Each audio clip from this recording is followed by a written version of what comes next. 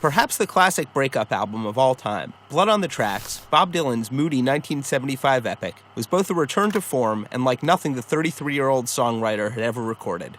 Retiring from the road in 1966, Dylan hadn't made an LP of fully original songs since 1970's New Morning until 1974's Planet Waves, which put him back in the studio and on the road with the band. But it was the vulnerable and poetic Blood on the Tracks, written as Dylan began a prolonged separation with his wife, that found him awakening from a half-decade of what he would call more or less amnesia.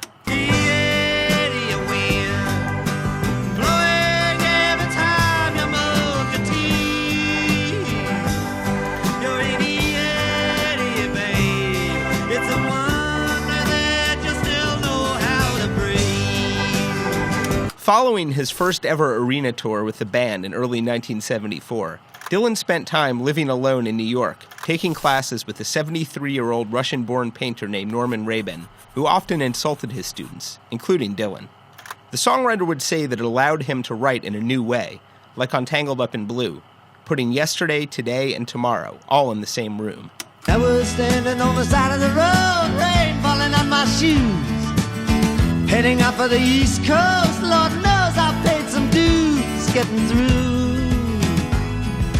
Tangled up in blue.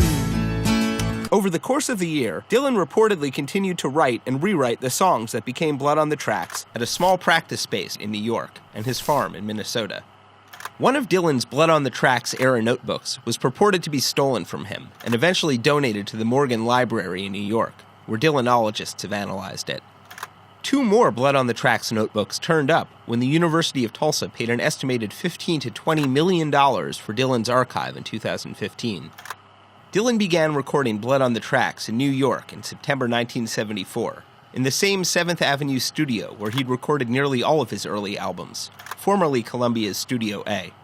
He felt the heat of the night hit him like a freight train moving with a simple twist of fate. Working with Eric Weisberg and his band Deliverance, Dylan refused to show the musicians the alternate open E tuning he was using on his guitar, making it difficult for the musicians to learn the songs. Though several quiet tracks featured Dylan accompanied solely by Deliverance bassist Tony Brown, the full band would make it to the album only on Meet Me in the Morning. Look at that sun, sinking like a ship.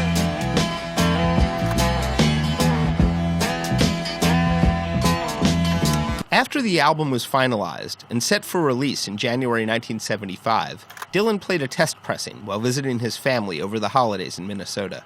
Convinced by his brother that it was too sad, Dylan re-recorded half the songs with a group of Minneapolis folk musicians. Since LP jackets had already been printed, the Minneapolis musicians never received credit. The sleeve also includes lyrics that were rewritten after the New York session. With final tracks divided evenly between the New York and Minneapolis sessions, Blood on the Tracks reached number 1 on its January 1975 release.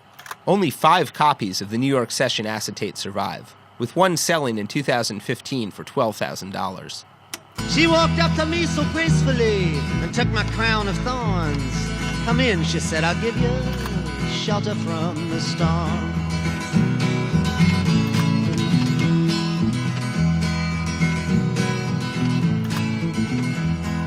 Now there's a wall between us, something that's been lost. I took too much for granted, I got my signals crossed. Well done.